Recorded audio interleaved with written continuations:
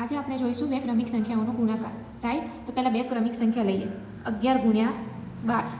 11 ગુણ્યા 12 નો મતલબ શું થયો? 11 વખત 12. That means 12 12 12 12. એમ કેટલી વખત? 11 વખત. તો પહેલાં શું કરીશું? 12 ને 10 વખત. 12 ને 10 વખત ગુણીશું તો તમને ખબર જ છે 120 આવશે. અને 11મી વખતના 12, રાઈટ? તો શું જવાબ આવશે? 132. અથવા આનો બીજો પણ એક મિનિંગ થયો. આનો મિનિંગ થયો કે 11 12 વખત, રાઈટ? 11 12 વખત. તો પછી 11 વખત કેટલા થાય? 11 વખત, દેટ મીન્સ કે એનો વર્ગ. એટલે કેટલા થયા? 121 પ્લસ 12મી વખતના 11 પ્લસ 12મી વખતના 11 તો કેટલા થયા?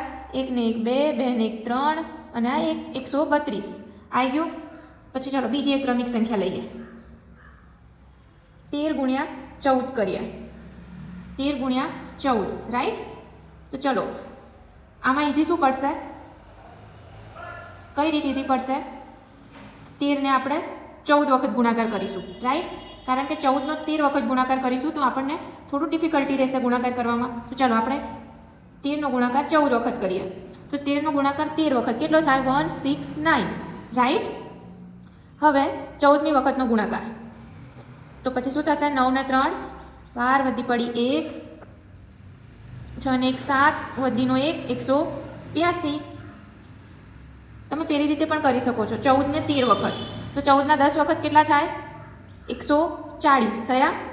હવે 14 ના 3 વખત, 14 ના 3 વખત, અથવા તો તમને 3 વખત નથી આવડતા તો ચલો 14 ના 2 વખત 28 અને બીજો એક 14. તો કેટલો થયો? 8 ને 4 12 વધી પડી 1, 4 ને 1 5, 5 ને 2 7, 7 ને 1 8 અને 182. તો વિદ્યાર્થી મિત્રો, તમે કોઈ પણ બે ક્રમિક સંખ્યાઓનો ગુણાકાર આ બંને રીતે કરી શકો છો. પણ તમને ઇઝી કઈ રીત પડશે? આ વાળી અને આ વાળી, જેમાં બે સંખ્યાનો પહેલાં તેમાંથી એક સંખ્યાનો પહેલાં વર્ગ કરી દેવાનો અને પછી એ સંખ્યા ઉમેરી દેવાની. તો આ જ રીતે ગણિતના નવા ટોપિક શીખવા લાઈક કરો અને સબસ્ક્રાઈબ કરો.